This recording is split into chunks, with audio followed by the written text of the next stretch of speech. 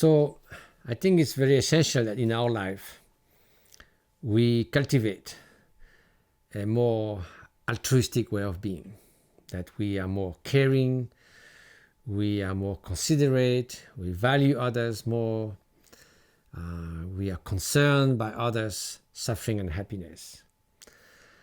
That we can do naturally to those who are dear to us or those who treat us well. It's usually slightly more difficult and challenging to do it for strangers and for anyone in the world. But still, we have a feeling of kind of solidarity towards all human beings, and when that altruism extends, it's kind of wonderful feeling members of one human family. So in our times, there have been a strong sort of increase and recognition and acknowledgement of every human being having basic rights, human rights, the right at least to live and not to suffer. And that we extend more and more to every kind of beings, even those who are in terrible poverty. We try to work together to have more gender equality, the rights of the child not to be put to forced labor at a very early age. So we feel that we have progressed a lot toward what we call civilization, being more human toward each other. But still, we have a real schizophrenic dissociation about that. Because after all, however central for us, of course, human species is, we are one species among 1.6 million other species. And those are basically our co-citizens in this world. We're all interrelated. They are different, but they do exist as sentient beings. And if we look at the way we relate to those other forms of life, to those other sentient beings, then there's a huge gap in our morality, in our sense of altruism, compassion, care, and responsibility. Every year, we kill 60 billion animals just for our use, whether to eat, to wear, to use in any possible ways. Land animals. 1 trillion, that is 1,000 billion sea animal for the same reasons. Now, there is a complete continuum to evolution from a single cell to us. And not to us, actually, to many other forms of lives, which have taken different evolutionary paths. They are different, but many of them are sentient beings. So the idea that we are the center of everything, the center of the universe, that only us matter, that everything else is there to satisfy our needs, this just doesn't make any sense. So, all sentient beings wish to escape from suffering, achieve some kind of well-being. They want to preserve the conditions that favor their survival and avoid those who threaten their survival, their physical and mental integrity. Why should we not value that? Why now we value so much in our individualistic society, a human being, we cannot infringe the right of the individual. But then when it comes to other forms of life, other animals, it's a wholesale instrumentalization. Pigs become sausage-making machines or egg-producing sort of mechanisms. Their value is almost zero, except commercial. They become objects, they become consumption products, they become something to make a profit out of it. And we must be mindful that when we start to dehumanize human beings, treat them like animals, like rats, like vermin, that's all what dictators have been doing, dictator after dictator, from Hitler to Gaddafi and others. That devaluation of human beings into animals, in our minds, led to genocide, mass massacre. In the same way, we devalorize animals by making them just like things, like objects that we can use. Until recently in the French Civil Code, animals were classified as goods, like almost furniture, moving furniture. So a sheep was nothing more than a moving table. How absurd! If we think that a chimpanzees has in common with human beings 98.7% of their genome, and even a fly has 50% same genome than us. There's a complete continuity between all forms of life up to us, and there's a complete continuity between our human ancestors up to us. There's no magic moment where suddenly this extraordinary human being just came in the planet. So it is not to bring down humans to the level of animals. We have very special characteristics. We have the great intelligence. We have the faculty to expand our altruism to many, many more sentient beings. We also have the power to harm many, many more other human beings or animals, while animals themselves can only benefit or harm just a few around them. That's definitely, we have those capacities. But no matter what those capacities are, they don't give us any right to just wholesale utilize all these animals just for our consumption. Imagine that someone come from another planet and say, "Our God told us that you human beings are just there for our consumption, and by the way, we love human flesh. So let's go for a good banquet of human flesh." You will say, "Oh, how can they dare to say that?" Well, we really have to think carefully. And by the way, to change our attitude, and Gandhi said, we can judge a civilization by the way it treats animals. Not just the way it treats animals, because this is symptomatic. If we lack compassion for some, we may soon lack compassion for everyone. The French poet Lamartine said, "One does not have two hearts, one for human beings, one for animals. We have a heart and we don't have a heart." So when there is compassion, compassion cannot have limits, barriers. It should extend to all those who can feel suffering, want to escape from suffering. So this is unacceptable. In the same way that we do mass massacre to human beings, we do a kind of zoocide, mass massacre to again and again and again and again, year after year, to billions of animals. This is a complete incoherence in our moral system. We cannot go on like that. In addition to that, everybody is losing about that. Why?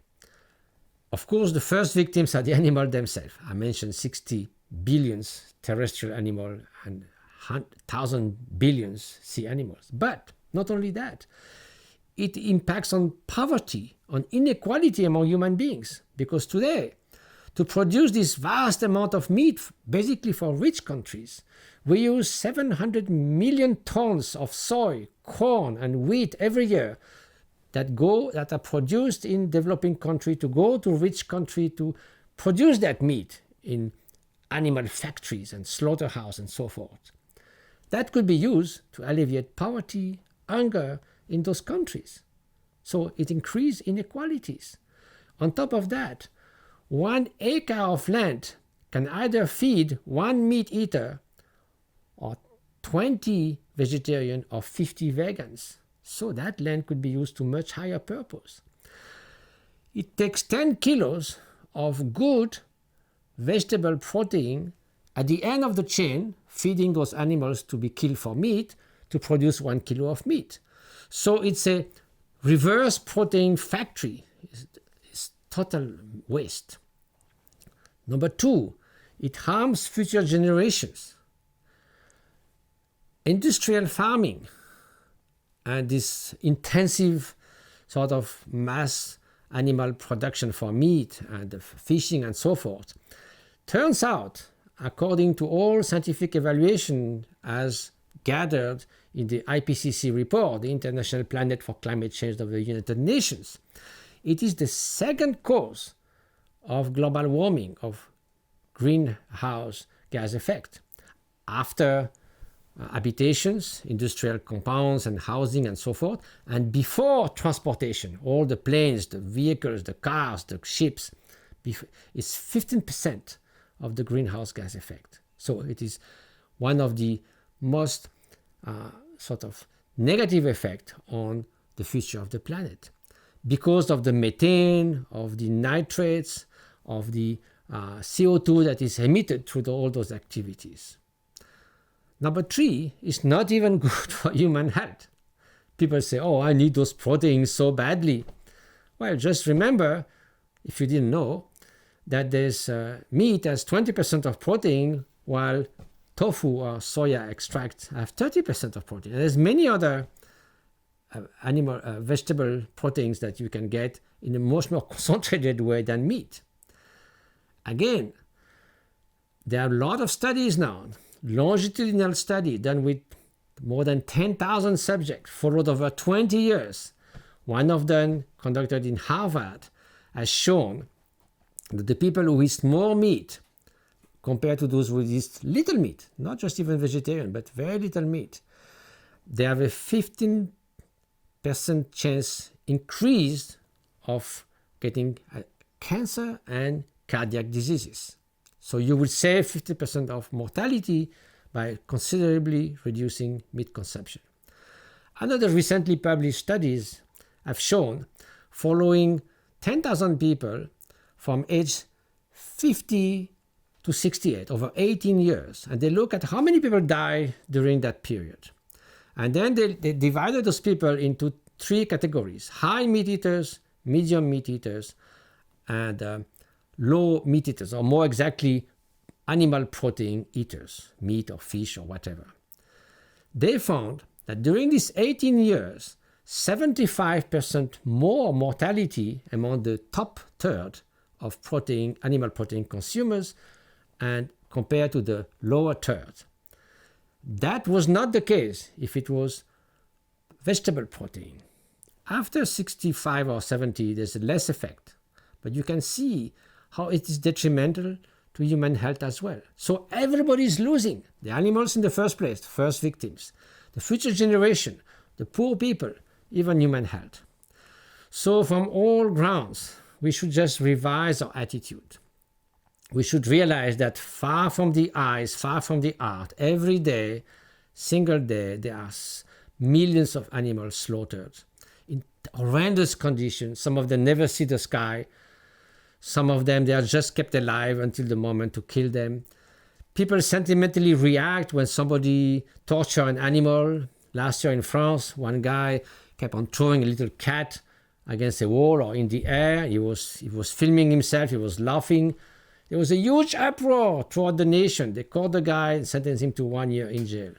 Of course, it's terrible, inexcusable, and the reaction was correct. But the same day, 500,000 animals were slaughtered in terrible conditions. You should know that pigs and cows, they are supposed to be stunned, to be unconscious, until they are taken in the chain to be cut in pieces. But it turns out that because this is so fast and there's so many, in 1 minute you have to do, that 10 to 20% regain consciousness when you start cutting them in pieces. Well, you don't see that, but it happens every day. So we have to change our attitude. So the question is not just to be only busy with animals, to have compassion only for animals, but to have compassion for human beings, of course, but also for animals. And when the silly people who tell you, why are you taking care so much of animals? You better go to do some humanitarian works to help human beings to resolve conflicts. Great. But what do, most of those people? They do nothing, neither for human beings nor for animals. Because it turns out in history that it was the most strongest proponents of human rights, of freedom, against slavery and others who were also preoccupied by animals. Again, if you have compassion for all. And by the way, nobody tells people when on Sunday afternoon they do their gardening or they collect stamps or they play music, you are such a selfish person, you should go to Africa to help poor people.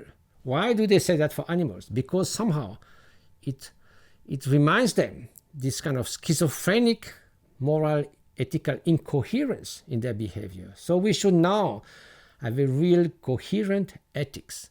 It is the time not to devaluate human beings, not to raise animals to be the same as Homo sapiens. This is all not necessary. Simply to embrace everyone with benevolence, with kindness, with compassion, and stop instrumentalizing animals just to feed ourselves with their flesh, to distract ourselves by looking at bulls being killed in bullfights or all kinds of terrible distraction, like making animals miserable just for our own pleasure, and let's be compassionate, not only to humans but to all.